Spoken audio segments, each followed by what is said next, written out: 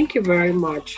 I basically wanted to start the review of the book by telling a bit of story why I wrote the book. For those who haven't bought the book yet, then they then have the opportunity to buy the book. So I analyze things a lot. Maybe it's because of my job. So when I get any wound or any incident at all, I tend to analyze things a lot. So this morning I was running, and it's somewhere. It's a path I normally run through every day, except for Sundays. I walk out Monday to Saturday. Some days, if it rains, I don't walk out indoors. But I've run through that path many days. But yet, I didn't see something. I didn't see that a slab was open, and I just went into one of my feet went into the slab, and I then had this wound that took a long time to heal. This happened in 2020, at the peak of the lockdown. But it then, brought back a lot of memories as to the incidents I had been dealing with very silently. Well, some people knew about it, but I'd carried on, the storm, the weight of the storm, very quietly.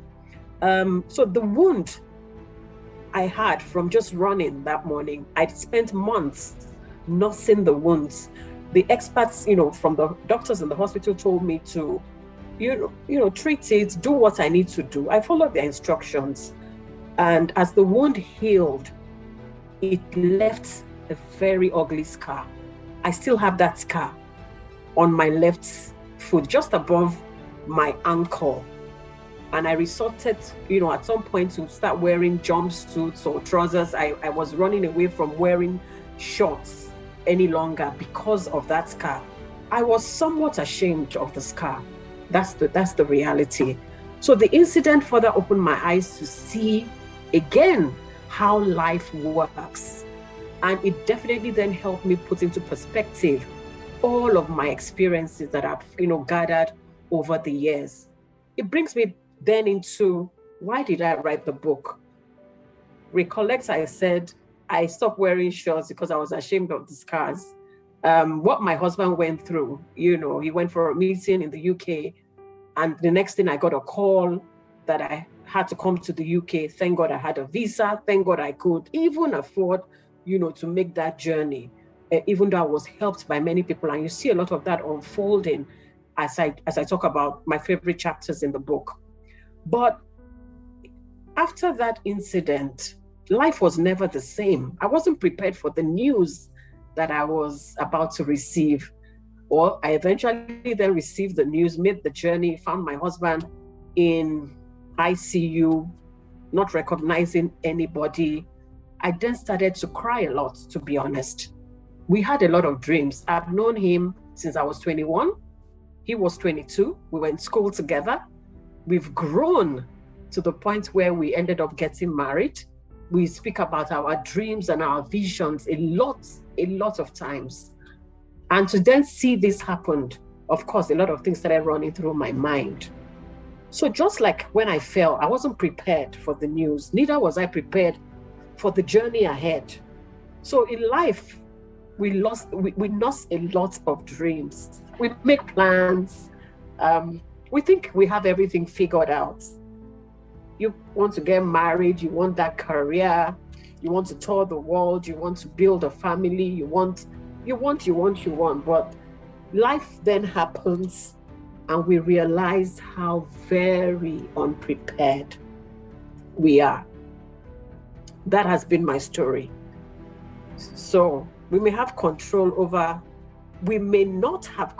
over what life dishes at us.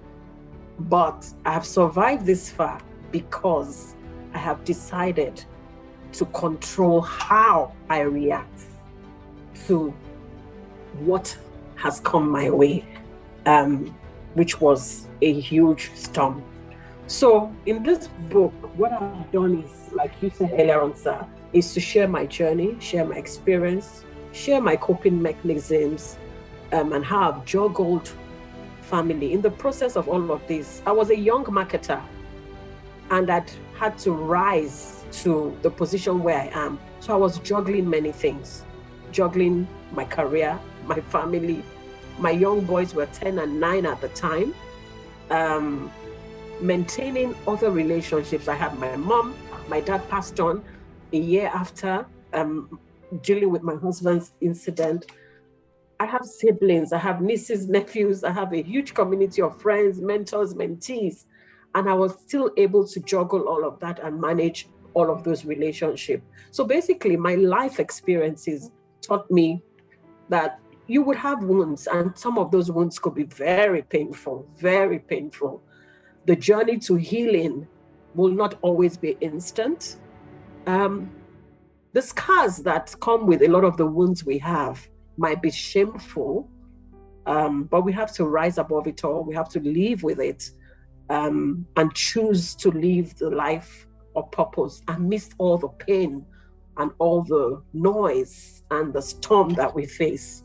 So I hope that you get a copy of the book, and then you can read more.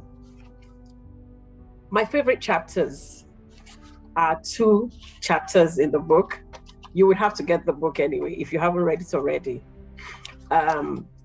Chapter 5 and chapter 5 and chapter 8 are my favorite books, favorite chapters in the book. And chapter 5 talks about dropping the cross and breathing.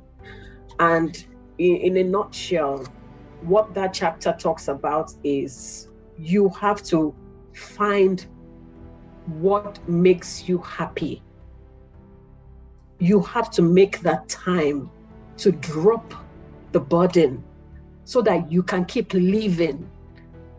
So I don't want to go through all of the details, but that chapter really talks about my routine, what I do, how I spend my time. And those are the things that have really kept me sane.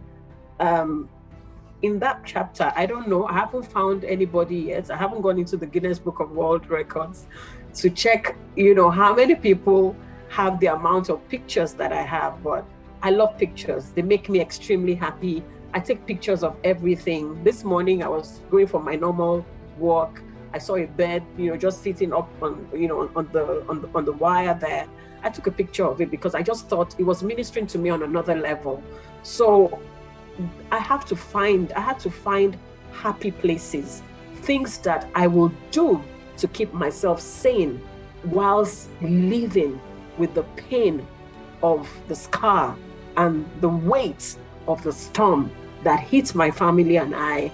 But I had to just keep running with all of the load, all the baggage. Some of them, yes, baggage, because very heavy burdens that you have to live with, wake up to every day, live with, and then you just have to keep running. Walk when you can, when you're tired. So I spoke about my happy places. One of them being going to the spa when I can afford it. It just gives me a quiet time to be by myself. I also like to walk out a lot. That's another happy place I have. I've spoken about pictures and how pictures make me happy. Listening to music as well is another. So I have a variety. Everything depends on what my mood is at that time. So that's why I titled that chapter, Drop the Cross and Breathe, because what tends to happen is we carry the cross, that's our burden, or the pain you feel, the shame you feel, the guilt, the storm, we carry it every day without sometimes putting it down to rest. And even Jesus rested on the 7th day. So we must always find that day, that time where you, as the burden carrier, will rest so that you can refuel. You really cannot refuel if you're not resting, is what I have realized in all of the journey. I ran many years. This year is 10 years. My husband had the stroke. And I ran many years, and I was getting very frustrated because I wasn't dropping the cross to catch my breath so that I can then face the days as they then unfolded. Another happy place of mine is just being with friends whose positivity make me laugh. And because when I'm by myself, I'm thinking a lot. So I'm grateful for all of those friends who at different times have pulled me out and say, let's go out for a drink, let's go out for a walk. Those things help me. And those are the times where I definitely drop the cross and do those things so that I feel a little better. I love to talk as well when I can. And if I find people available to listen to me, it's another way I drop the cross to breathe, because you are sitting by yourself. My husband can't talk as much as he used to. So you have to really be patient to have a conversation with him. And sometimes you just want to talk fast, talk about your career, the frustrations you're facing on the job, and so on and so forth. So that's another thing I do. Find those friends that will just lend me their ears, and then we can talk.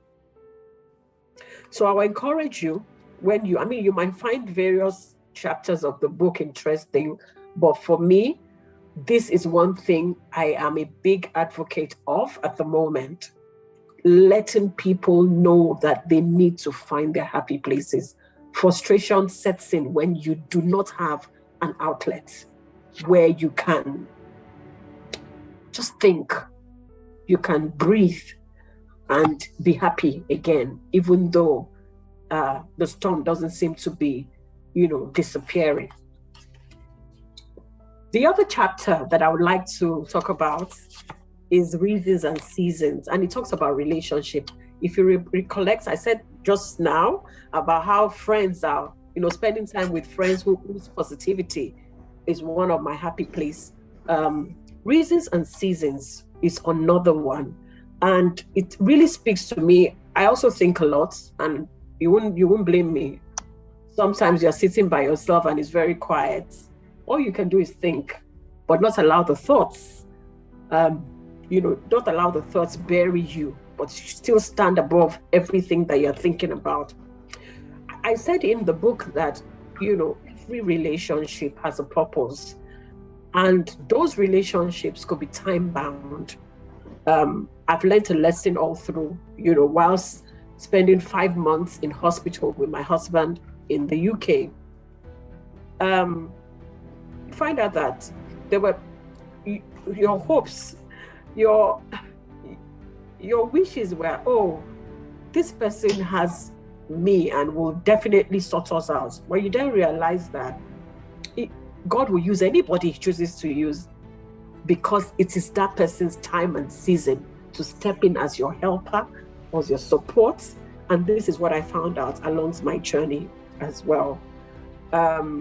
If you read the book, you'll find out in chapter 8 about how I talked about my husband's friend. I chose to leave his name, or his customer really, he's his client. My husband is an entrepreneur. He runs his own business alongside his business partner, Shay. And he spoke about, I know my husband used to tell me a lot about, some of the encounters he had prior to the incident, and when we could really have good conversations. And one of his clients showed up on his way to another country and said, I had to stop by when I heard about your husband. And I wasn't expecting him. And he then spoke about a story that happened years ago, how my husband sort of calmed his nerves when he was angry about something. That singular action made him make that sacrifice of passing through the UK to another European country just to see my husband and support us in the way he could support us. That's why I spoke about reasons and seasons.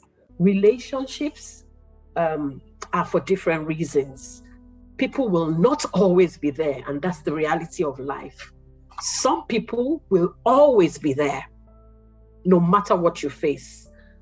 Some people are meant to be there, maybe in and out, and then they disappear.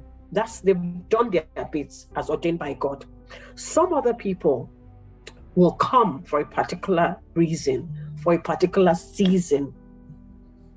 And when they leave, don't get upset. We must understand. We must understand that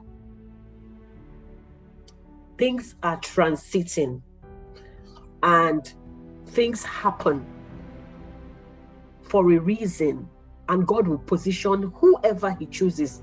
But take your eyes off who you think should be positioned for you at that time.